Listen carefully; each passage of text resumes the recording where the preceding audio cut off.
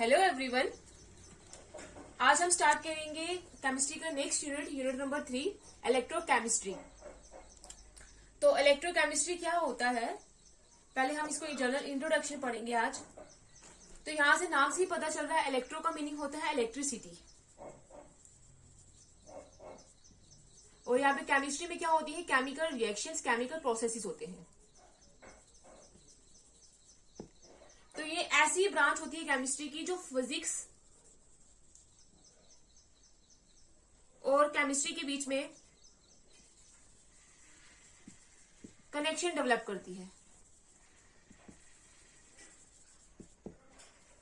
क्योंकि इलेक्ट्रिसिटी को हम मैक्सिमम कहाँ डील करते हैं, फिजिक्स में, और केमिकल रिएक्शन तो केमिस्ट्री में हो रही होती है। तो ये ऐसी ब्रांच होती है केमिस्ट्री की जो फिजिक्स और केमिस्ट्री के बीच में क्या डेवलप करती है, कनेक्शन। अब इलेक्ट्रिसिटी हमारे घरों में जो है वो वायर से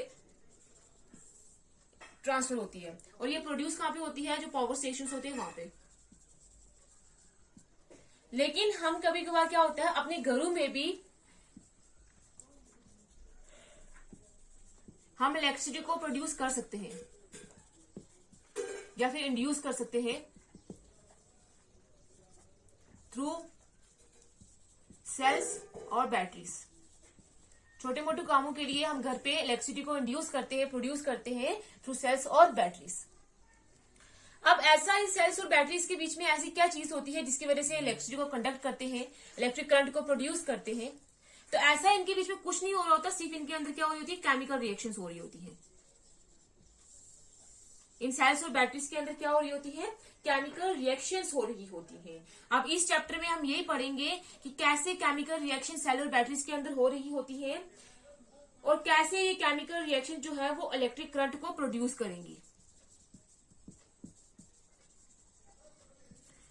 कैसे ये केमिकल रिएक्शन सेल्स और बैटरीज के अंदर हो रही होंगी, और कैसे ये केमिकल रिएक्शन हमारे पास इलेक्ट्रिक करंट प्रोड्यूस करती है, इस चैप्टर हम वही डिस्कस करेंगे। तो इसका मतलब ये है कि केमिकल रिएक्शन इलेक्ट्रिक करंट को प्रोड्यूस कर सकती है। कैसे कर सकती हैं, क्योंकि इलेक्ट्रिक करंट हमने देखा है कि किस तरीके से प्रोड्यूस होता है, जब चार्ज आयंस जो होते हैं, वो पार्टिकल्स जो होते हैं वो मूव करते हैं।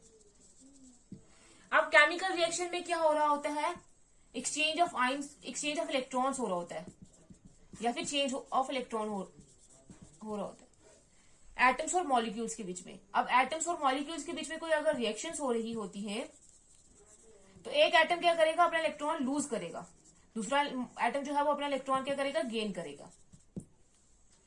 तो इसमें इलेक्ट्रॉन लूज भी हो रहा है और इलेक्ट्रॉन गेन भी कर सकते हैं। तो मतलब क्या होती है, मूवमेंट होती है किसकी, इलेक्ट्रॉन्स की। और इलेक्ट्रॉन भी हमारे पास चार्ज आइन है, नेगेटिव चार्ज आइन।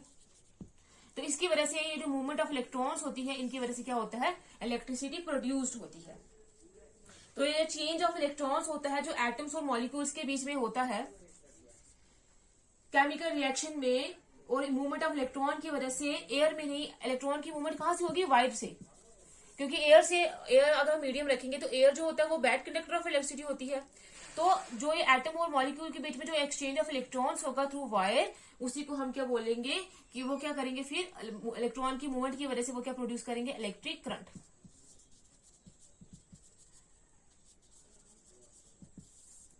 तो इस तरीके से इलेक्ट्रिक करंट जो है वो केमिकल रिएक्शन से होता है।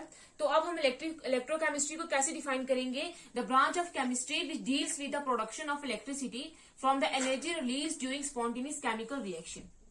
पहले तो स्पॉन्टेनियस केमिकल रिएक्शंस क्या रिएक्शंस होती है, जो खुद ब खुद होती रहती है, विच परफॉर्म्ड बाय इटसेल्फ। ऐसी रिएक्शन जिसको हमें एक्सटर्नल मीडियम देने की जरूरत नहीं पड़ती है, वो खुद ब खुद परफॉर्म होती रहती है, उनको हम बोलते हैं स्पॉन्टेनियस केमिकल रिएक्शन। तो ऐसी ब्रांच केमिस्ट्री की जो डील करती है इलेक्ट्रिसिटी की प्रोडक्शन पे, लेकिन किससे इलेक्ट्रिसिटी प्रोड्यूस करेगी, जो एनर्जी रिलीज होगी जब हम कोई केमिकल रिएक्शन परफॉर्म करेंगे। तो ऐसी ब्रांच केमिस्ट्री को हम क्या बोलेंगे, क्या वो इलेक्ट्रोकेमिस्ट्री है। क्योंकि अगर हम कोई केमिकल रिएक्शन करेंगे तो उसमें एनर्जी तो रिलीज होगी, तो उस एनर्जी से जब हम इलेक्ट्रिसिटी को प्रोड्यूस करेंगे वही क्या होती है हमारे पास, इलेक्ट्रोकेमिस्ट्री। अब इसमें केमिकल रिएक्शन है, तो केमिकल रिएक्शन में कौन सी एनर्जी प्रोड्यूस होगी, केमिकल एनर्जी। इस केमिकल एनर्जी से हम क्या बना रहे हैं, इलेक्ट्रिसिटी, मतलब इलेक्ट्रिकल एनर्जी बना रहे हैं। तो हम इसको ऐसे भी डिफाइन कर सकते हैं, ऐसी ब्रांच केमिस्ट्री की जो क्या करती है, कन्वर्जन करती है। किसका कन्वर्जन?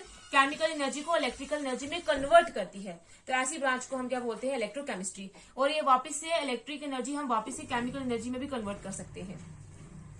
तो हमारे पास ऐसी ब्रांच केमिस्ट्री की जो इलेक्ट्रिसिटी को प्रोड्यूस करे, जब ये एनर्जी रिलीज होंगी, जब हम कोई केमिकल रिएक्शन परफॉर्म करेंगे, या फिर केमिकल एनर्जी की कन्वर्जन जब इलेक्ट्रिकल एनर्जी में होती है, तो उसी को हम क्या बोलेंगे? इलेक्ट्रोकेमिस्ट्री।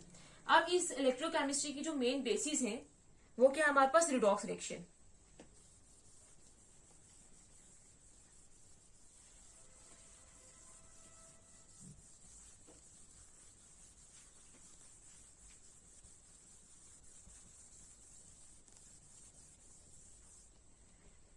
मेन बेसिस जो है वो इलेक्ट्रोकेमिस्ट्री की है रिडॉक्स रिएक्शन।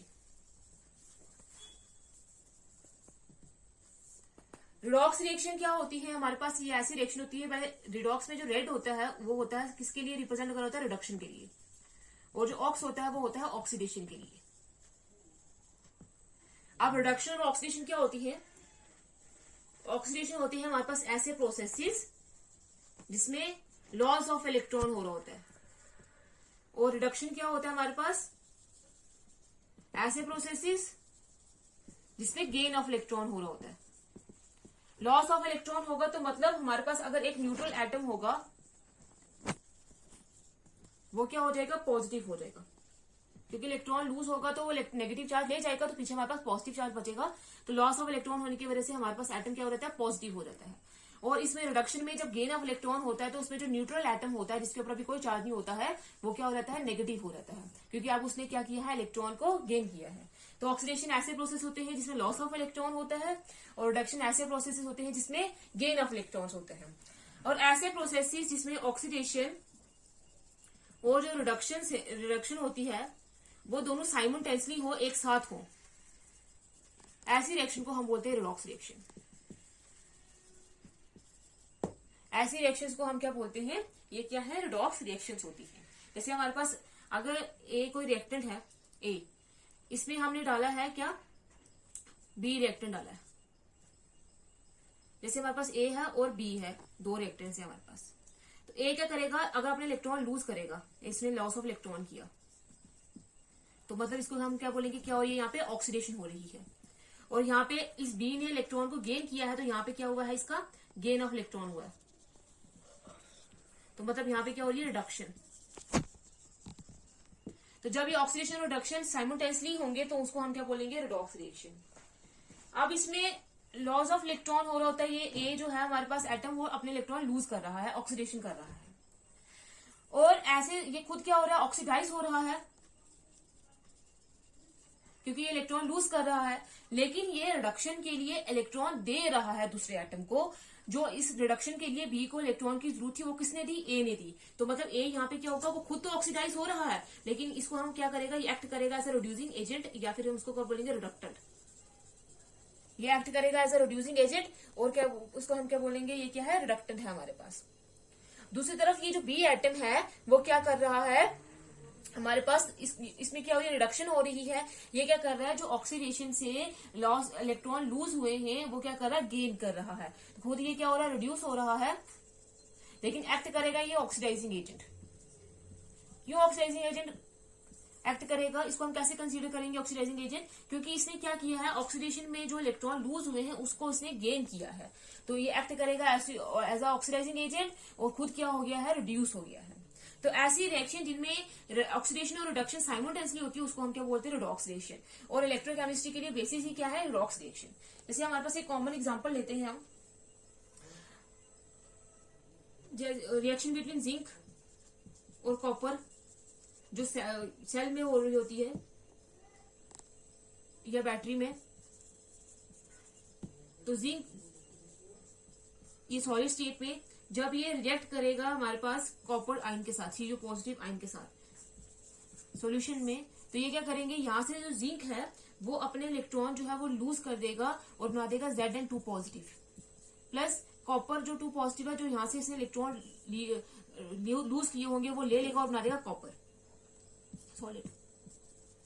अब पहले जिंक के पास जो न्यूट्रल एटम थी इसके ऊपर कोई भी चार्ज नहीं था, इसने अपने 2 इलेक्ट्रॉन्स को रिमूव करा तो ये 2 इलेक्ट्रॉन्स क्या हो गए, लूज हो गए।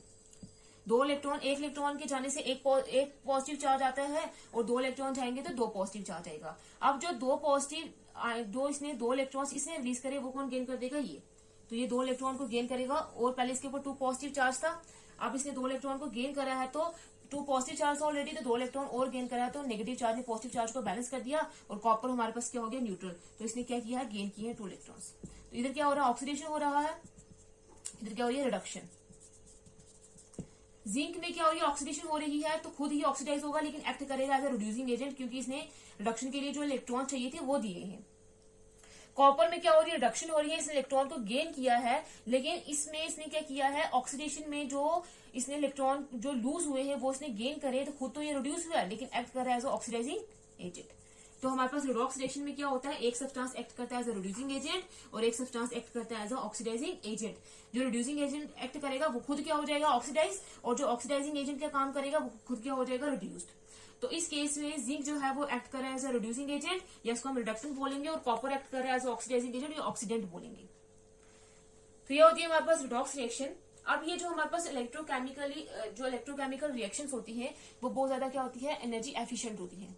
एनर्जी एफिशिएंट मतलब बहुत एनर्जी रिलीज करती है, लेकिन ये लेस पोल्यूटिंग होती है, इनकी वजह से कोई भी पोल्यूशन नहीं होता है। तो हम इसीलिए इलेक्ट्रोकेमिस्ट्री को यूज करके, जो इलेक्ट्रोकेमिस्ट्री को स्टडी करके हम कुछ ऐसे इंपॉर्टेंट मेथड जो है वो क्रिएट कर रहे हैं, ऐसी टेक्नोलॉजीज जो है वो क्रिएट करें जो क्या होंगे, इको फ्रेंडली होंगी। तो ये हमारे लिए बहुत ज्यादा क्या है, इंपॉर्टेंट है। रॉक्स रिएक्शन भी हमारे पास बहुत ज्यादा इंपॉर्टेंट है, ये हमारी रेगुलर लाइफ में भी होती है, जैसे फोटोसिंथेसिस के प्रोसेस में भी होती है रॉक्स रिएक्शन, हमारी बॉडी के अंदर में भी होती है, डाइजेशन जो होती है उसमें। तो इसलिए रॉक्स रिएक्शन जो है वो बहुत ज्यादा क्या है, इंपॉर्टेंट है इलेक्ट्रोकेमिस्ट्री में भी और हमारी डेली लाइफ में भी। तो इलेक्ट्रोकेमिस्ट्री हमने क्या देखा, ऐसी ब्रांच होती है केमिस्ट्री की जो एनर्जी को क्या करती है, प्रोड्यूस करती है, और उस एनर्जी से हम जो केमिकल एनर्जी से जो एनर्जी रिलीज हो रही होती है उससे हम क्या प्रोड्यूस करते हैं, इलेक्ट्रिसिटी। ऐसी ब्रांच को हम क्या बोलते हैं, इलेक्ट्रोकेमिस्ट्री।